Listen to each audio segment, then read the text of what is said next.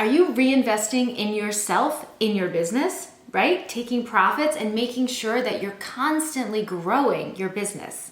Well, stick with me because we're going to talk about how to make big investments to make sure that your business is on the fast track to success. We'll raise a glass while we think tank how you can make more money, have more time, and much more creative freedom in your business. I'm Sandra Funk, and this is Design Sips. Cheers. Cheers, Sandra. Alrighty, so let's dive into the questions we got around this topic. But first, Sandra, tell us about a time you made a big investment in your business and saw the return you were hoping to achieve. Definitely. Well, I guess I was sort of at the crossroads, right? I had some really big, beautiful client projects fall apart because I wasn't really doing a great job of communicating how, when, why, how much, when. Like, I just was kind of scrambling, right? And so I lost some really incredible jobs when I wasn't really ready for these great, big, beautiful projects that were starting to come my way.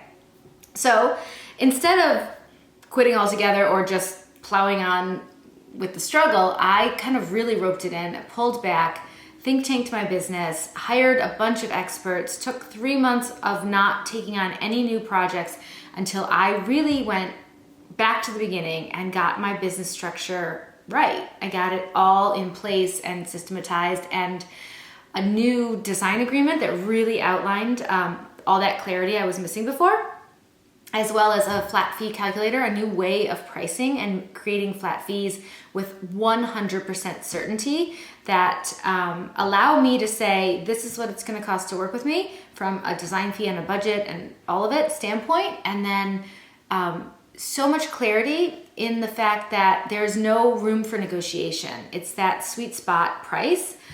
So when I went and spent a good amount of money getting all of this in place, consultants, lawyers, coaches, redoing my business from blank sheet of paper.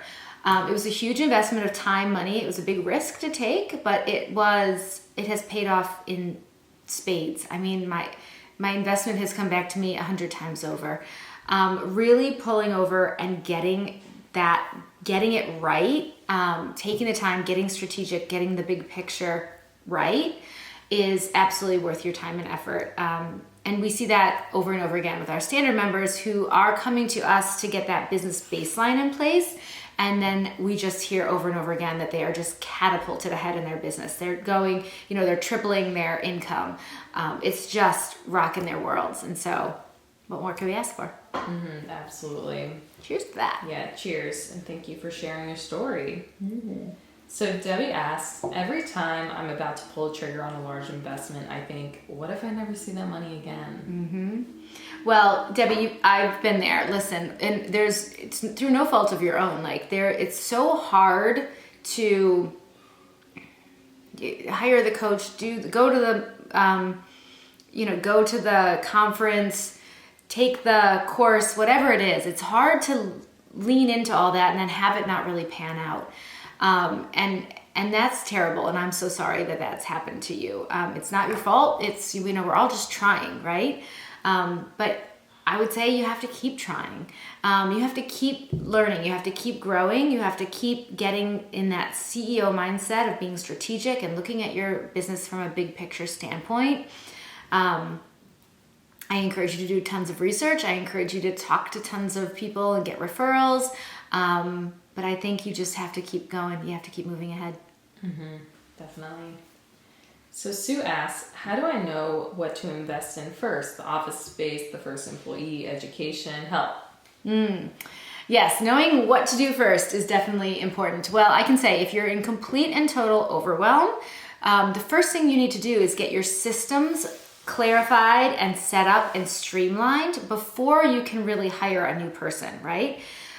So I would say it's getting the business structure down, the systems right before hiring. Once you have everything clarified, you can delegate very, very easily. It's very easy to hand someone a chunk of work when you know exactly what the next step is. When it comes to office space, if you're totally overwhelmed and you're worried about spending, I would say that that's last, right? That is sometimes it's a necessity. I went and got office space when I had toddlers in the house who knew I was downstairs in the basement working and would stand at the top of the stairs and scream their heads off for mommy. It was like, I think it's time for us to get office space. But I was really content to grow a home-based business, even with people coming in. And, I had this walkout basement where I had a door where they could kind of come and go and leave the home areas private. So I would push that as far as you can. I think it's more important to spend on getting the structure right. And then, of course, once you do, getting the scale of having help is really, really how you'll be able to take on more projects and move through projects and share the load. Because there are so many tasks in interior design that are not really CEO tasks. So it's great when you can get that first assistant in. Mm-hmm. Cheers to that. Yes, indeed. Cheers. Okay, Sophia says, I know I need to invest in my business, but every time I sit down on my computer and weigh my financing options, I get frustrated and confused. What would you suggest? Sure. So when it comes to leveling up your business, taking and investing in you, obviously a great way to do that is to hold back some of your profits and not pay yourself out completely, but hold back some profit that is being reinvested in the business. And that reinvestment can be in hiring, in courses, in, going to conferences, books, all the things, right? Definitely hold back some of that profit so that you're reinvesting. If you don't have that cash flow and you haven't been holding back that profit for growth, then you can look into SBA.gov has wonderful programs, especially small businesses. If you're a female-owned business, there's all kinds of financing that you can get to help you grow. You can look into your credit card might have an ability to take on more there, right? And if this is going to give you that growth that you need in your business, then you might decide to invest in yourself that way. I have talked about in the past, a line of credit. So you can go to your bank and talk to them about, is there a line of credit that would be available to you?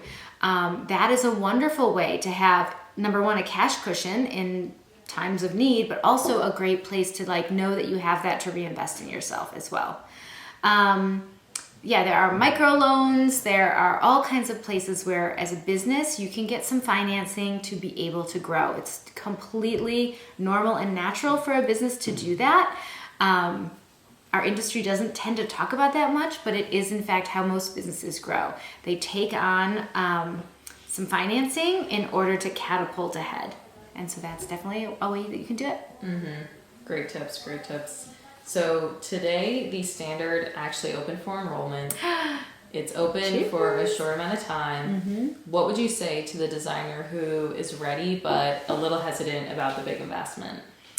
What I would say is the biggest heart-wrenching thing that I hear from standard members is that they knew about the standard a year and a half ago or a year ago, and they knew that they would do it one day, and they finally pulled the trigger, and they're literally, the only thing that they're upset about is that they waited so long, because they are making their money back in the next project that they take on with the standard system, and then every project after that is more than paying for itself, right?